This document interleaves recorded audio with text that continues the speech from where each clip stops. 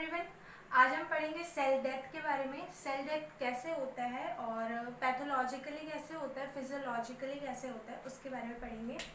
तो cell death basically दो mechanism से होता है, ठीक है। एक होता है नेक्रोसिस, एक होता है एपोप्टोसिस।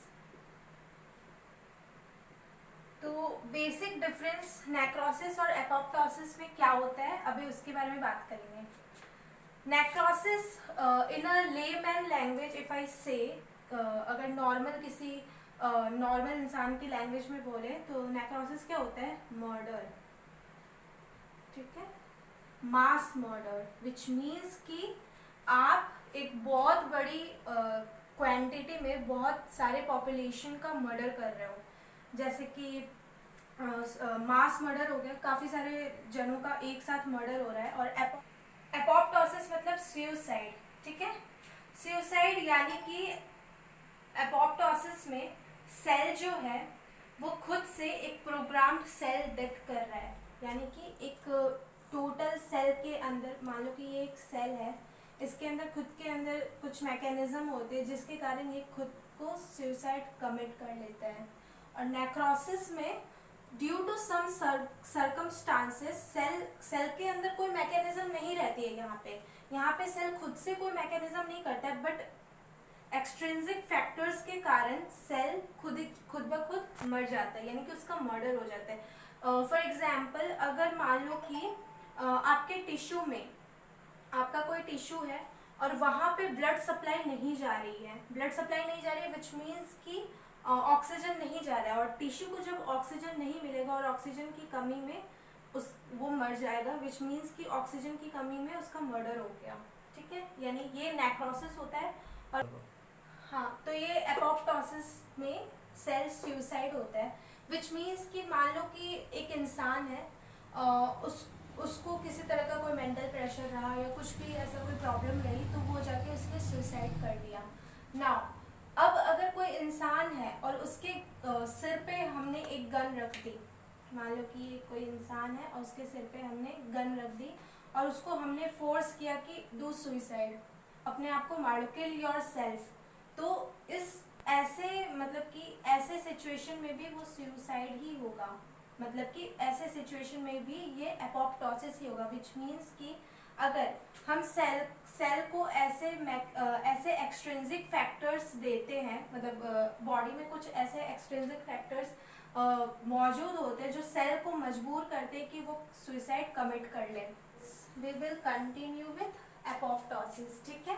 एपोप्टोसिस क्या होता है, स्टार्ट करते हैं। This is programmed cell death, यानी कि सेल में एक प्रोग्राम्ड, यानी कि उसके जेनेटिक कंट्रोल के अंदर एपोप्टोसिस होता है, ठीक है।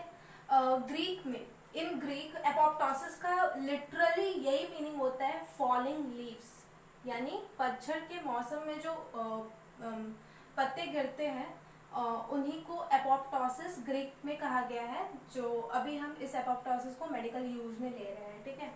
नाउ ये जेनेटिक कंट्रोल में होता है, और जब एपोप्टोसिस होता है तो वो आसपास के टिश्यू में किसी तरह का इन्फ्लेमेशन क्रिएट नहीं करता। पर नेक्रोसिस में क्या होता है कि जब नेक्रोसिस का मैकेनिज्म स्टार्ट होता है, जब सेल नेक्रोसिस होता है तो वो आसपास के टिश्यू में इन्फ्लेमेशन क्रिएट कर रहा होता है। एपोप्टोसिस क्यों ज़रूरी है, मतलब हमारे बॉडी में एपोप्टोसिस की मैकेनिज्म होना ज़रूरी क्यों है? एक्चुअली इसके काफ़ी सारे एग्जाम्पल है, मैं 2-3 ही बताऊंगी, ठीक है। तो पहला एग्जाम्पल, जब एम्ब्रियो का डेवलपमेंट हो रहा होता है, यानी जब एम्ब्रियोजेनेसिस हो रही होती है और ऑर्गेनोजेनेसिस हो रही थी, यानी कि एम्ब्रियो में बहुत सारे ऑर्गन्स बन रहे होते हैं, तो बहुत सारे ऐसे मेम्ब्रेन और ऐसे सेल्स और ऐसे टिश्यूज भी बनते हैं जो बाद में डिसअपियर हो जाते हैं, विच मीन्स कि मान लो कि ये एक एम्ब्रियो है जो कि यूटेरस में प्रेजेंट है, तो जब इसका डेवलपमेंट हो रहा होता है, ठीक है, तो काफ़ी सारे ऐसे टिश्यू भी बन रहे होते हैं जो बाद में डिसअपियर हो जाते हैं। इसका एक क्लासिकल एग्जांपल ये है कि जब हाथ बन रहे होते हैं, यानी कि हैंड्स बन रहे होते हैं, तो वो कुछ इस तरीके से होते हैं, ठीक है, कुछ ऐसे होते हैं। पर जब डिफ्रेंसिएशन होता है, जब डिजिट्स बनते हैं, जब फिंगर्स बनते हैं, तो वो ऐसे बनते हैं।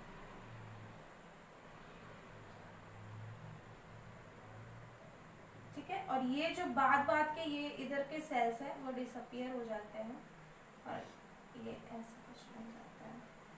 I am not that good in diagram, but ये वाले सेल्स डिसअपियर हो जाते हैं और इस तरीके से ह्यूमन हैंड बनता है। ठीक है, ये एक हो गया।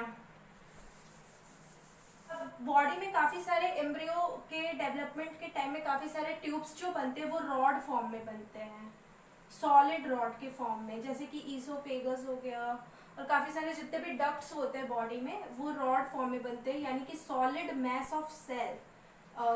ये एक सेल का मास है, मतलब कि ये टोटली सेल से बना हुआ है। ठीक है, तो एपोप्टोसिस के थ्रू क्या होता है कि ये बीच के सेल गायब हो जाते हैं इस तरीके से, और ये एक ट्यूब का फॉर्मेशन करता है जो कि बीच से हॉलो होता है। तो एपोप्टोसिस का इम्पोर्टेंस यहाँ पे है, जैसे कि हाथ भी बनाता है, तो वहाँ जब ये फ्लैप स्ट्रक्चर था, तो जब ये डिजिटेशन हुआ यहाँ पे, ठीक है, जब ये डिजिटेशन हुआ तो एपोप्टोसिस के थ्रू ये जो पास के सेल थे ये गायब हो गए थे, जिसके कारण ये सुंदर सा हमारा हाथ बन गया। फिर जो हमारे पास अभी हाथ है वो अभी इस तरीके का है, नहीं तो अगर एपोप्टोसिस नहीं होता तो हमारे पास हाथ कुछ ऐसे होते हैं और हम ऐसे ऐसे कर रहे होते हैं।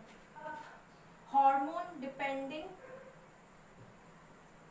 एपोप्टोसिस, जो एपोप्टोसिस हार्मोन के ऊपर डिपेंड होता है। ठीक है, कैसे, ये देखते हैं। जैसे मिल्क लैक्टेटिंग विमेन होती है ड्यूरिंग प्रेगनेंसी में विमेन की बॉडी में एस्ट्रोजन की लेवल, प्रोजेस्टेरॉन की लेवल और प्रोलैक्टिन, स्पेशली प्रोलैक्टिन की लेवल काफ़ी हाई होती है।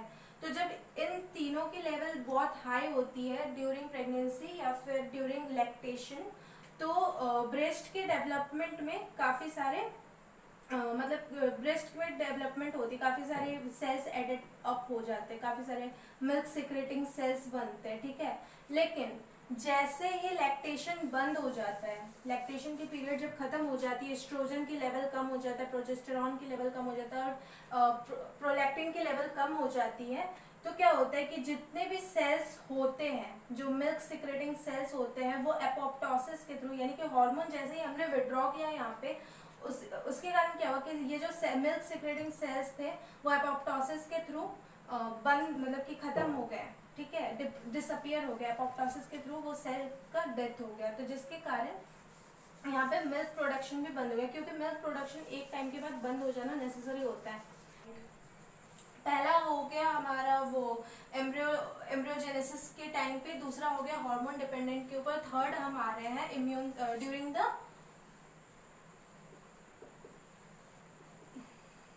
द डेवलपमेंट ऑफ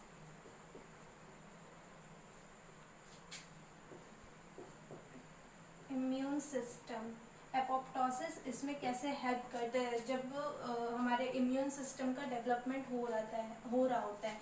ठीक है, तो जब काफ़ी सारे टी सेल्स डेवलप हो रहे होते हैं, ठीक है, कैसे होते हैं टी सेल्स डेवलप, एक्चुअली मान लो ये हमारा थाइमस है, ठीक है, ये हमारा थाइमस है और यहाँ पे काफ़ी सारे लिम्फोसाइट्स, एक्चुअली टी सेल्स में कन्वर्ट होने के लिए लिम्फोसाइट्स को यहाँ पे जाना पड़ता है थाइमस के पास, तो लिम्फोसाइट जैसे ही थाइमस के पास गया, ठीक है, यहाँ से ये कन्वर्ट होता है टी सेल्स में। ठीक है, टी सेल्स में कन्वर्ट होता है, लेकिन during the development of T cell क्या होता है, during the development of T cells can have kind of receptors which will react with their own antigen, which means यहाँ पे इसका मतलब क्या है, कुछ ऐसे टी सेल का भी डेवलपमेंट हो रहा होता है इस वक्त जो कि खुद के ही रिसेप्टर्स है, मतलब कि इन टी सेल के सरफेस में ऐसे रिसेप्टर बन जाते हैं जो खुद के ही एंटीजन से रिएक्ट कर जाते हैं, क्योंकि हमारे बॉडी में आपको पता है कि कितने सारे एंटीजन होते हैं, जैसे कि आरबीसी के सरफेस में एंटीजन होते हैं, हमारे लेंस में एंटीजन होते हैं और काफ़ी सारे सेल्स के सरफेस में भी एंटीजन प्रेजेंट होते हैं। ठीक है, तो ये एंटीजन हमारे हमारे सेल्स के सरफेस में प्रेजेंट होते हैं। तो अगर टी सेल के पास ऐसे रिसेप्टर हो गए जो इस एंटीजन के साथ रिएक्ट करने लगेंगे, तो आपको भी पता है कि टी सेल जो है वो इम्यून सिस्टम का एक मैक्रोफेज या फिर फैगोसाइटिक सेल है, यानी कि वो एंटीजेंस को इन्वेड करके उसको डिस्ट्रॉय कर देता है। तो अगर ये टी सेल अपने ही सेल्स को एंटीजन की तरह ट्रीट करने लगेगा तो हमारे खुद के आरबीसीज का लाइसिस होना स्टार्ट हो जाएगा। तो इस तरीके के टी सेल्स का डिस्ट्रॉय होना काफ़ी ज़रूरी होता है। तो बॉडी के पास आपको पता है कि ऐसी मैकेनिज्म होती है, कौन सी मैकेनिज्म, एपोप्टोसिस की मैकेनिज्म, जिसके कारण ऐसे टी सेल को क्या बोलते हैं, auto reactive T cells, auto reactive T cells.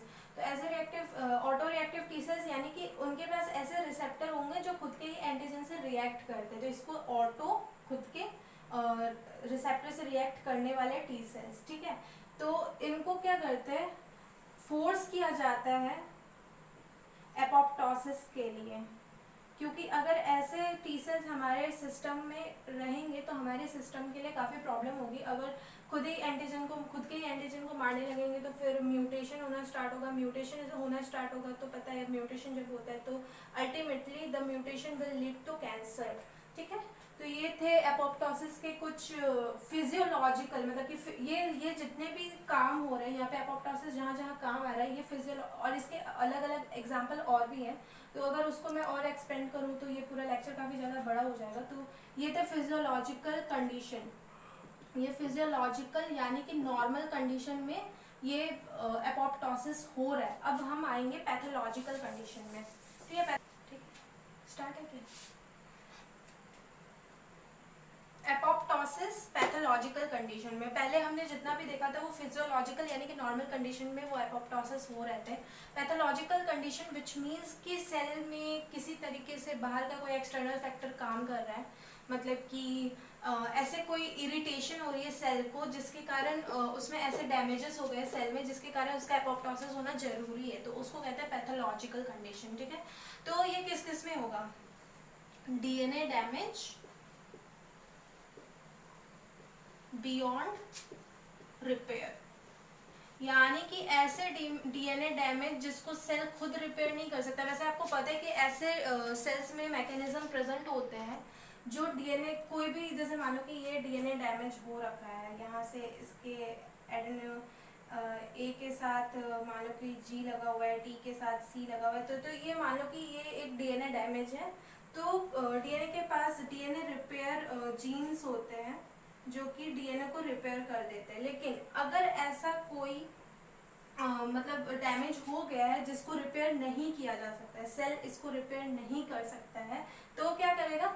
अब आपको पता है कि ऐसा डीएनए डैमेज जो रिपेयर नहीं हो सकता है तो वो म्यूटेशन कॉज करेगा, यानी कि सेल के बेस पेयर में ऐसे चेंजेस आ जाएंगे जिससे कि सेल का एक्सप्रेशन ही चेंज हो जाएगा। सेल से जो प्रोडक्ट बनेंगे, सेल से जो प्रोटीन सिंथेसिस डीएनए से जो प्रोटीन सिंथेसिस होगी वो ऐसे प्रोडक्ट बनाएंगे जो सेल के लिए हार्मफुल या डैमेज फुल होंगे, यानी कि जो डैमेज कर रहे होंगे सेल को। तो ऐसे म्यूटेशन को रोकने के लिए सेल एक एक्स्ट्रा ऑर्डिनरी स्टेप उठाता है जिसको कहते हैं एपोप्टोसिस, आपको पता है। तो ऐसे डीएनए डैमेज जो सेल खुद रिपेयर नहीं कर सकता है, तो सेल क्या करता है, जब वो देखता है कि डीएनए डैमेज अब रिपेयर नहीं हो पा रहा है तो वो क्या करता है, सेल को ही सुसाइड कमिट करने के लिए कह देता है। तो वो अपने सारे मैकेनिज्म लगा देता है एपोप्टोसिस के लिए, जिसके कारण सेल जो है खत्म हो जाता है या डिस्ट्रॉय हो जाता है। Second is viral infection.